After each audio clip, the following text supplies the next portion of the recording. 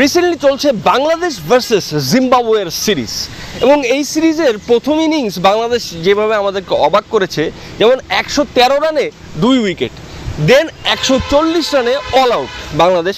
এবং এই test match আমরা আসলে ঠিকমতো দেখতেই পারতেছি না, কারণ রাতের বেলা ম্যাচ, রাতে ওয়ার্ল্ড কাপ ম্যাচ চলছে, সেখানে আবার টেস্ট ম্যাচ, সেটা বেশ হাস্যকর। এবং এই টেস্ট ম্যাচ আমরা ঠিকমতো দেখতেই পারতেছি না বিকজ অফ এই ওয়ার্ল্ড কাপ দেখার জন্য। হ্যাঁ, ওয়ার্ল্ড কাপ দেখবো না এই টেস্ট ম্যাচ দেখবো, সেটা আমরা দেখতে পারতেছি না শান্তিতে।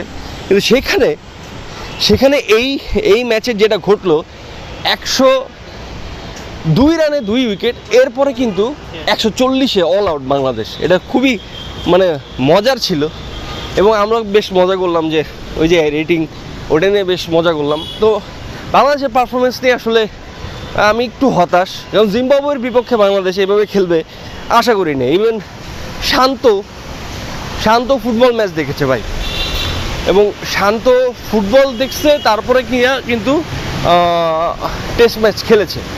তো প্লেয়াররা প্রিটি মাচ টায়ার্ড, আমি শিওর প্লেয়াররা খুব টায়ার্ড ছিল, রাত জেগে ম্যাচ দেখেছে, তারপরে গিয়ে তারা এই টেস্ট ম্যাচটিতে অংশগ্রহণ করেছে। আমি যেটা মনে করি, ওয়ার্ল্ড কাপের ম্যাচ দেখতে গিয়ে বাংলাদেশ কিছুটা পারফরমেন্সটা নষ্ট করেছে, যার কারণেই আমাদের এই রেজাল্টটা ঘটেছে।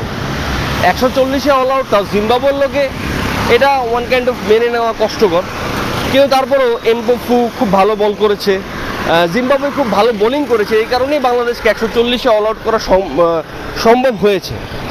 পাশাপাশি প্লেয়ারদের কিছুটা ব্যর্থতা আছে, কিন্তু তারপরও এত কিছুর মধ্যেও মুমিনুল কিন্তু 60 রানের একটা ইনিংস খেলে দিয়েছে, যা কিনা আমাকে সত্যি খুব মুগ্ধ করেছে। Mominul Haque is a consistent player for Bangladesh, এইটা খুবই ভালো একটা দিক।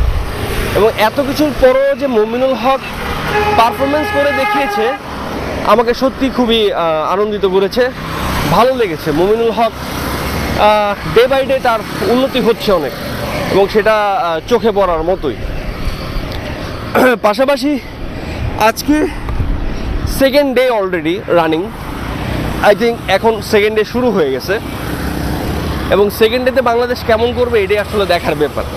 সেকেন্ড ডেতে কতটা ভালো করতে পারে বা কতটুকু কাম ব্যাক করতে পারে, নাকি এই টেস্ট ম্যাচটা বাংলাদেশ হারবে আমি জানি না। আসলে ওয়ার্ল্ড কাপ ম্যাচ দেখার পরে এই টেস্ট ম্যাচ আমার কাছে মনে হয় ম্যাক্সিমাম দর্শকই মিস করছেন, এবং খুব একটা হাইপ ক্রিয়েট করতে পারছে না এখনও টেস্ট ম্যাচটি।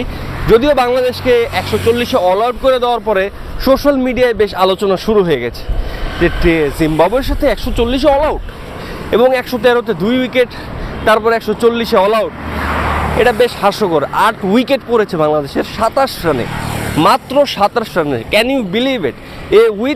উইথ জিম্বাবুয়ে, এটা সবচাইতে আমাকে ভাবিয়েছে যে জিম্বাবুয়ের সাথে বাংলাদেশ 27 রানের মাথায় 8 উইকেট পড়ে যায়, বেশ হাস্যকর ছিল ব্যাপারটা। তো যাই হোক, আমি আশা করব বাংলাদেশ আজকে কামব্যাক করবে, এবং কামব্যাক করে তারা দেখিয়ে দিবে তারা ভালো ক্রিকেট খেলতে পারে।